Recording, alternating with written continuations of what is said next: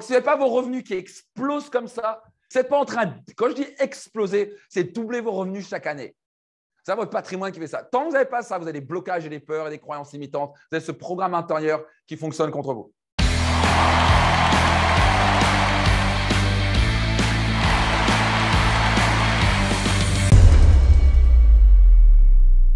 Rappelez-vous, vous avez un programme intérieur qu'on va voir dans un instant. Donc, qui a compris que votre programme intérieur, ce qui se passe dans votre psychologie est absolument vital? Qui voit exactement? Levez la main. OK. Ça, c'est absolument vital. OK. Donc, on va pouvoir travailler là-dessus. Donc, on va dire une des choses souvent par rapport au programme justement intérieur, c'est ce côté où l'argent, c'est un peu trop sérieux. Donc, est-ce que ce serait OK si d'un coup, l'argent devient un jeu?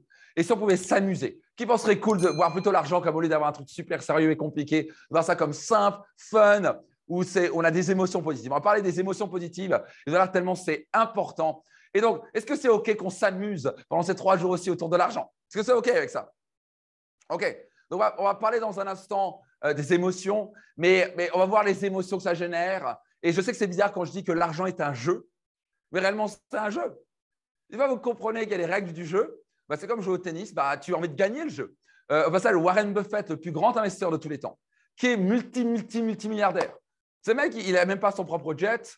Il vit dans une petite maison à Obama, alors ce n'est pas Barack Obama, c'est Obama qui est dans le Nebraska, mais nulle part. Le gars, il achète des habits à $50 et il adore ce qu'il fait. Et vous dire, moi, c'est un jeu. J'adore ce que je fais, c'est sa passion. Donc, pourtant, il n'utilise même pas son argent. Pour ça, il a redonné 97% de son argent dans l'humanitaire. Qui pense au passage que ça peut être vraiment un gros driver et motivateur pour vous de redonner de l'argent dans l'humanitaire ou dans les causes qui sont importantes pour vous? Vous voyez, donc contrairement à ce qu'on pense, la plupart des riches, oui, il y a des riches cons, il y a des riches salauds, il y a des riches arnaqueurs, comme il y a des pauvres cons, il y a des pauvres arnaqueurs qui voient de quoi je parle. OK? Donc, un des principes fondamentaux, souvent on a une des grandes peurs qui s'appelle « oui, mais l'argent, ça rend fou les gens, ils prennent la grosse tête ». Qui a déjà entendu une connerie pareille? OK. La réalité, c'est que l'argent amplifie qui vous êtes. Vous étiez un con avant. Avec beaucoup d'argent, vous deveniez un grand connard. OK? Quand vous avez un grand cœur, quand vous avez de l'argent, vous avez encore plus un grand cœur. Vous allez vouloir donner encore plus. Donnez-la. Qui voit de quoi je parle ici? La plupart de mes amis, tous mes amis milliardaires, multimillionnaires, ils sont tous des gens extrêmement généreux. Et au passage, quand vous discutez avec eux, c'est qu'ils voulaient gagner beaucoup d'argent pour aussi redonner et aider. Ils aident dans des business, ils redonnent dans l'humanitaire. Ils adorent ça. Si vous regardez la plupart des riches sur la planète, c'est des gens qui donnent beaucoup d'argent dans l'humanitaire. Ils n'ont pas attendu d'être riches pour le faire. Ils ont un mindset de vouloir aider. Et un des motivateurs pour eux, c'est de gagner beaucoup d'argent pour aider les autres, sécuriser leur famille, offrir la meilleure éducation qui soit. C'est des gens souvent qui sont dirigés vers les autres. OK? Donc, contrairement à ce qu'on pense, mais beaucoup de gens qui pensent que les riches, c'est juste des gens qui pensent qu'à leur gueule. Alors, ces gens-là, en général, finissent en prison.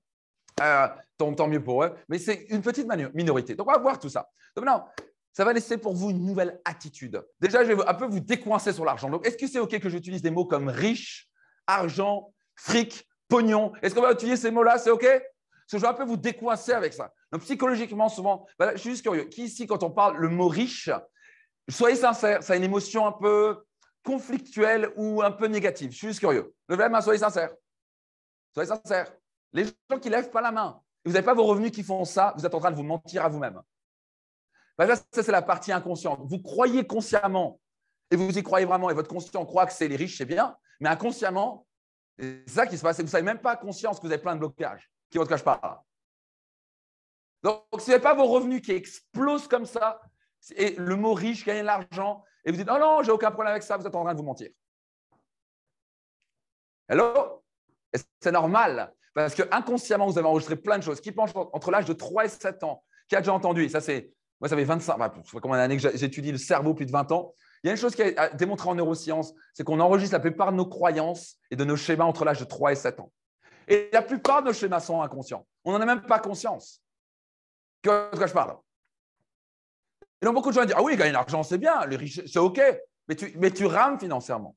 Ou tu progresses tout doucement. C'est pas en train de… Quand je dis exploser, c'est doubler vos revenus chaque année. C'est votre patrimoine qui fait ça. Tant que vous n'avez pas ça, vous avez des blocages et des peurs et des croyances limitantes. Vous avez ce programme intérieur qui fonctionne contre vous.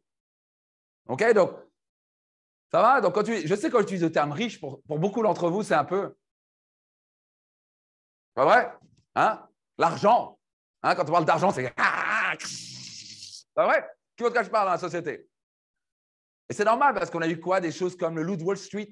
Hein? On ne met pas en film, on ne fait pas un film à Hollywood de l'histoire de Warren Buffett, qui est un gars très sympa, tout à fait honnête, qui n'a rien de spécial. Le mec, il est parti il a investi, le mec est multimilliardaire, il a redonné 97% de sa fortune dans l'humanitaire. On ne va pas faire un film sur Bill Gates qui va redonner quasi toute sa fortune dans l'humanitaire aussi. On va faire le film. On va faire le film sur quoi? Sur qui? Sur le loup de Wall Street. Pas vrai? Qui arnaquait les gens, qui manipulait, qui était un menteur, qui était un vendeur, juste qui manipulait les gens. Et bien sûr, vous avez remarqué qu'une chose, il finit en prison. Le maman, si vous me suivez? Il finit en prison, ces gens-là. Parce que quand vous manipulez le système, à un moment, ça va revenir sur votre gueule. Donc, mais on ne va pas faire de film sur les gens honnêtes et riches parce que ce n'est pas intéressant pour Hollywood, ça ne va pas assez vendre. On veut voir le riche salaud. C'est vrai? Ça, vous avez remarqué Robin des Bois. C'est quoi l'histoire? C'est quoi l'histoire de Robin des Bois? Et on met ça dans l'enfance depuis tout petit. Hein? Il faut prendre aux riches et donner aux pauvres. Le même, si vous suivez?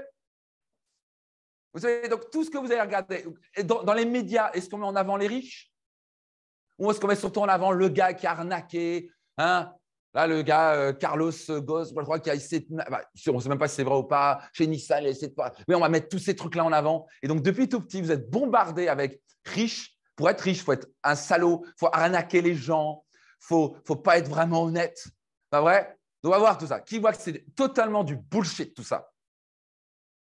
Donc là, je sais que vous savez consciemment, mais inconsciemment, vous avez quand même enregistré une émotion négative par rapport à ça. Donc, qu'est-ce que je pour apprendre à se débarrasser de ce bordel et créer une émotion positive à l'argent? Parce que tant que vous n'avez pas associé une émotion positive à l'argent, ça va être compliqué. C'est comme la cigarette. Pourquoi la plupart des gens qui veulent arrêter de fumer n'arrêtent pas de fumer? Parce que même si logiquement, ils ont 40 000 raisons d'arrêter, psychologiquement et émotionnellement, ils ont associé la cigarette au plaisir. Quand ils pensent à la cigarette, ils vont oh, positif. Donc, tant qu'on n'a pas associé une émotion très positive à l'argent, vous n'allez pas pouvoir gagner de l'argent parce que votre cerveau va vous auto-saboter. Procurez-vous mon livre Réussite Maximum. Je vais vous dire une chose, ça va changer votre vie. Vous allez faire un des meilleurs investissements de votre vie. Tous les bénéfices de mon livre sont versés à but caritatif. Ça a impacté la vie de dizaines de milliers de personnes. Cliquez sur le lien maintenant. Réservez mon livre Réussite Maximum maintenant.